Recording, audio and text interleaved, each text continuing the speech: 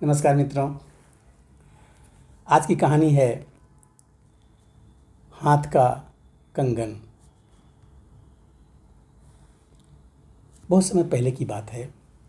वृंदावन में श्री बांके बिहारी जी के मंदिर में रोज पुजारी जी बड़े भाव से सेवा किया करते थे।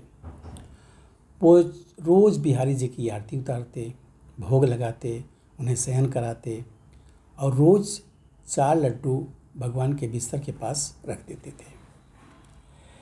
उनका यह भाव यह था कि बिहारी जी को रात में अगर भूख लग जाएगी तो उठ करके खा लेंगे, और यह सुबह मंदिर के पट खोलते तो भगवान के बिस्तर पर बिखरा मिलता था।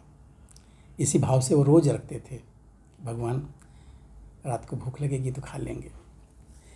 एक दिन बिहारी को शयन कराने के बाद 4 लड्डू जो रखते थे वो रखना भूल गए। उन्होंने पट बंद किए और चले गए। रात में करीब 1-2 बजे होंगे।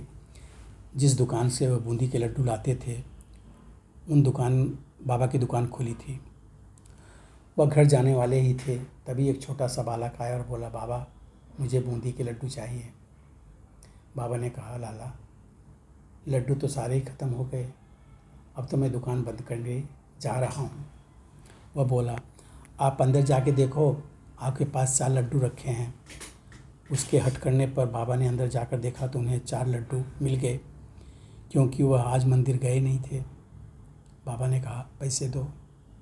बालक ने कहा, मेरे पास पैसे तो नहीं हैं, और तुरंत अपने हाथ के सोने का कंगन उतारा और बाबा को देने लगे। तो बाबा ने कहा, लाला पैसे नहीं हैं तो रहने दो, कल अपने बाबा से कह देना, मैं उनसे ले लूँगा।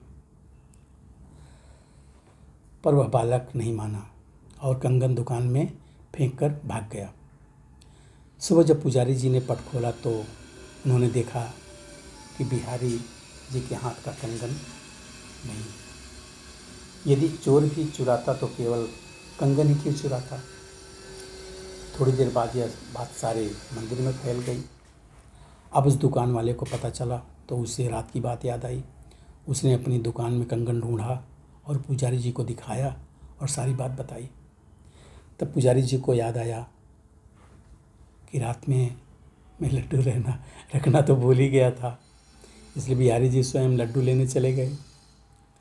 यदि भक्त कोई सेवा में भूल कर जाता है तो भगवान अपनी तरफ से पूरा कर लेते हैं।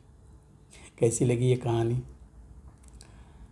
कमेंट करके ज़रूर बताएं, और नई कहानी को देखने सुनने के लिए आप चैनल को सब्सक्राइब कर लें, जो नए हैं उनके लिए, और बेल आइकन दबाएं। कहानियों को अच्छी लगे तो शेयर करें, लाइक करें, कमेंट करें। मिलते हैं नई कहानी में नए वीडियो के साथ। तब तक के लिए धन्यवाद।